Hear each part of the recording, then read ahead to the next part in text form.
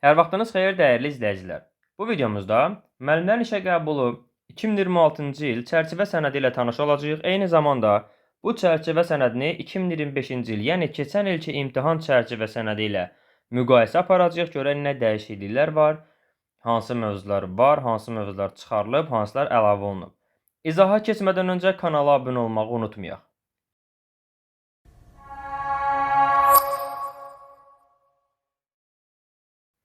Demək, əvvəlcə məzmun sahələrinə və sual saylarına fikir veririk. Deməli, oxu sualı 8 dənə sualdır. Deməli, bu hissədə yerləşən 2025-dir. Sol tərəfdə yerləşən 2025-dir. Bu hissədə yerləşən 2026-dır. Yəni, keçən il 8 dənə oxu var idi, bu il 8 dənə oxu var, eynidir. Yazı 2 dənədir, bu ildə yazı 2 sualdır. Dil qaydası sualı 10 dənədir, bu ildə dil qaydası sualı 10 dənədir. Digərləri isə ədədlər, əməllər, cəbr, funksiya, həndəsə, ölçməz, statistika və ehtimal. Bunlar da riyaziyyata aiddir. Mövzular və başlıqlar birəbir eynidir. Sual saylarına fikir versəz, yenə 8, 3, 4, 4, 1 eyni suallar və eyni bölmələr qeyd olunub. Yəni, məzmun sahələri və sual saylarında heç bir fərq yoxdur. Gəlin keçək indi məzmun sahələrinə, görək hansı mövzular var.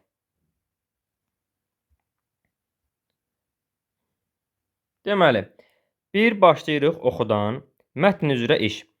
Mətn üzrə iş mətnin strukturunun müəyyən edilməsi, səbəb-nəticə əlaqəsi, müəyyənləşdirilməsi, ideyanın müəyyənləşdirilməsi, problem və həll yolunun müəyyənləşdirilməsi, obrazların səciyyələndirilməsi, sözün kontekstə uyğun mənası üzərində iş, sözün həqiqi və məcazi mənası, yəni semantikası.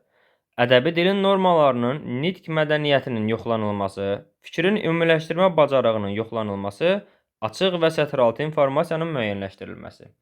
Yenə bu 2025-ci ilə aid olan hissədir.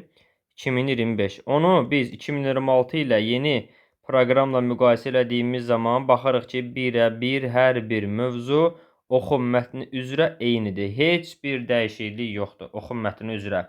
Yenə mətnin strukturunu müəyyən edirik. Yəni, mətnin strukturu deyəndə nəyə nəzərdə tuturuq? Mətnlərdə 3 əsas hissə olur. Giriş, əsas hissə və nəticə hissəsi. Bu, mətnin strukturu adlanır. Səbəb-nəticə əlaqəsinə aid kifayət qədər testlər, izahlar paylaşmışam. Səbəbi verir mətndə, ona uyğun nəticəni müəyyənləşdirməkdir. Mətnin ideyası müəyyənləşir. Mətnin ideyası əsasən mətnin giriş hissəsindən etibarən nəticə hissəsinə qədər olan ümumi məzmunu əhatə edən bir ideya olur. Problem və həll yolunun müəyyənləşdirilməsi, təbii ki, bunun üçün biz mətni oxumalıyıq və burada məzmun önəmlidir. Məzmuna görə problemi və onun həll yolunu müəyyənləşdiririk. Obrazların səciyyələndirilməsi, yəni mətnlərdə verilən mənfi, müsbət obrazlar, obrazların hansı xarakterə, hansı şəxsiyyətə sahib olduqları, onların səciyyələndirilməsi. Sözün kontekstə uyğun mənası üzərində iş, yəni mətndə verilən hər hansı bir sözün həqiqidirsə, həqiqi mənasında ola bilər və ya məcazi mənasında ola bilər, onların müəyyənləşdirilməsi və cümlələrdə işlədilməsi ilə əlaqəli olur. Ədəbi dilin normalarının, yəni nitq mədəniyyəti. Normalar mətnlər üzərində işlərdə istifadə olunur, yəni oxu üzərində işlərdə. Burada dilin əsas 3 norması, fonetik, leksik və qrammatik normaları var. Əvvəlki illərdə normalar ibtidai sinif müəllimləri üçün imtahan proqramında yox idi, amma bu ildən etibarən, daha doğrusu 2025-ci ildən etibarən nitq mədəniyyəti normalar imtahan proqramlarına əlavə olunub. Yəni 2 ildir normaları var. Ona görə onları oxumaq lazımdır. Sonra fikrin ümumiləşdirmə bacarığının yoxlanılması. Fikrin ümumiləşdirmə bacarığı nədir? Biz mətndə hər hansı bir fikri verilən fikri ümumi bir məzmunda çıxarmalıyıq. Yəni bu mətnlər üzərində örnəklərlə göstərilməlidir əsasən. Açıq və sətiraltı informasiyanın müəyyənləşdirilməsi, yəni mətndə birbaşa deyilən fikir, dolayı yolla deyilən fikir. Ona görə də ən çox, məsələn, bu bizim qarşımıza doğru fakt, ehtimal tipli testlərdə çıxır. Fakt, məsələn, mətnin tərkibində olur, ehtimal dolayı üsulundan çatdırılmada olur.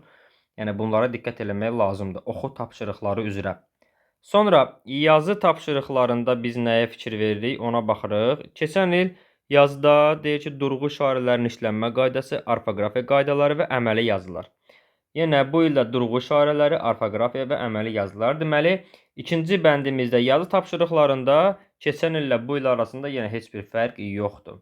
Durğu işarələrin işlənmə qaydası, yəni durğu işarələri çox geniş mövzudur. İstər əvəzlikdə, yəni o bu əvəzliyindən sonra qoyulan vergüllərdə olsun, istər köməkçi nitq hissələrində, yəni bağlayıcılarda olan vergüllər olsun, modal sözlərdə, nidalarda istifadə olunan vergüllər olsun, xitablarda cümlə üzvləri kimi qoyulan vergüllər olsun, ara sözlərdə qoyulan vergüllər olsun.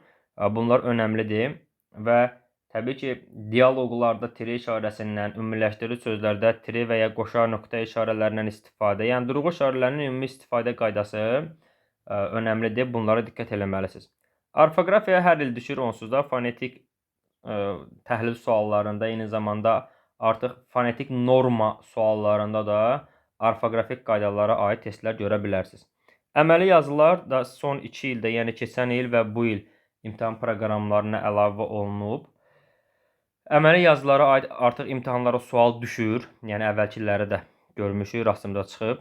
Çətin olmur, əməli yazı ibtidai sinif müəllimləri üçün sadə suallar silsiləsindən olur. Yəni gözünüzü qorxutmasın. Əməli yazıları çox bəsit bir formada, sadəcə başlıqlarını, hər bir əməli yazının nəyə xidmət elədiyini öyrənsəz, ibtidai sinif müəllimləri üçün kifayət qədər rahat mövzulardandır.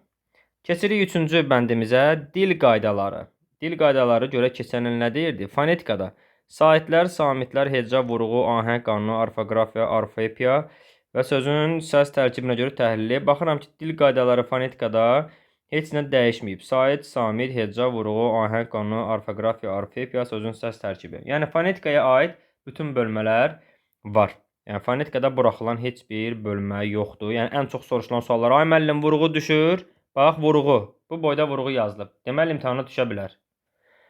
Leksikaya aid verilən keçən il sözün leksik qrammatik mənası, həqiqi məcazi məna, frazeoloji birləşmə, təkmənalı, çoxmənalı, amonim, sinonim, antonim, termin. Bu il verilənlərə baxırıq. Leksik qrammatik məna eyni ilə həqiqi məcazi, frazeoloji birləşmə, təkmənalı, çoxmənalı, amonim, sinonim, antonim. Yəni keçən illə bu il birəbir yenə eynidir leksika bəhsində. Leksika bəhsində bütün bölmələr yoxdur. Burada nə verilməyib, onu qeyd edeyim. Baxın, ümumilikdə olmayan sözlərdən bir dənə terminlər var. Dialektlər, arxaizmlər, neologizmlər, bunlar yoxdur. Yəni bunları oxumağa ehtiyac yoxdur. Ən çox verilən suallar: "Ay müəllim, mən arxaizmlərlə dialektləri necə fərqləndirim?" Ehtiyac yoxdur, oxuma. İmtahana bu bölmələr artıq neçə ildir ki, düşmür. Yəni sırf bu verilən hissələri oxumaq sizə kifayət eləyəcək. Sonra sözün səs tərkibi. Söz yaradıcılığı. Bu hissəyə baxaq, görək burada nə var. Sözün tərkibi, leksik qrammatik şəkilçilər, sözün quruluşsal növləri, eyni köklü sözlər, başlanğıc forma. Sözün tərkibi, leksik qrammatik şəkilçilər, quruluşsal növ, eyni köklü söz, başlanğıc forma. Yenə keçən illə bu il arasında heç bir fərq yoxdur. Birəbir mövzular eynidir və söz yaradıcılığında bütün mövzular imtahanda istifadə olunur. Bu hissə ilə əlaqəli deyiləsi xüsusi bir şey yoxdur. Söz yaradıcılığı əlaqəli oxuyun. Yəni hər şeyi rahatlıqla oxuya bilərsiniz. Morfologiya bəhsi. Morfologiyada nə var? İsim, sifət, say, əvəzlik, feil, zərf, qoşma, bağlayıcı, ədat, modal sözlər, nida və onların morfoloji xüsusiyyətləri hər birində qeyd olunub. Diqqətlə baxın. Hər biri morfoloji xüsusiyyətdir. Bu il isim, sifət, say, əvəzlik, feil, zərf, qoşma, bağlayıcı, ədat, modal sözlər, nida və hər birinin yenə morfoloji xüsusiyyətləri qeyd olunub. Bir də burada əsas və köməkçi nitq hissələrinin fərqi var. Bu da ümumilikdə morfologiya bəhsində olan bütün nitq hissələrinin, əsas və köməkçi nitq hissələrinin fərqi və ya ortaq cəhətləri üzrə müqayisəli təhlili deməkdir. Yəni siz morfologiya bəhsindəki bütün bölmələri oxumalısınız. İsimdən nidaya qədər bütün bölmələr imtahanda düşə bilər. Sintaks bəhsində söz birləşmələri, mürəkkəb adlar, cümlənin məqsəd və intonasiya görə növləri, cümlənin baş və ikinci dərəcəli üzvləri, sadə və mürəkkəb cümlənin fərqi. Sadəcə 5 dənə mövzu var. Söz birləşməsi, mürəkkəb adlar, məqsəd, intonasiya görə növlər, baş, ikinci dərəcə, sadə və mürəkkəb cümlənin fərqi. Yəni sintaks bəhsində də keçən illə bu il arasında heç bir fərq yoxdur. Söz birləşmələri dediyi zaman ismi və feili birləşmələri nəzərdə tutur. Deməli, biz ismi və feili birləşmələri oxumalıyıq. İsim birləşmələri içərisində mürəkkəb adları ayrı bir kateqoriya kimi ayırmışıq.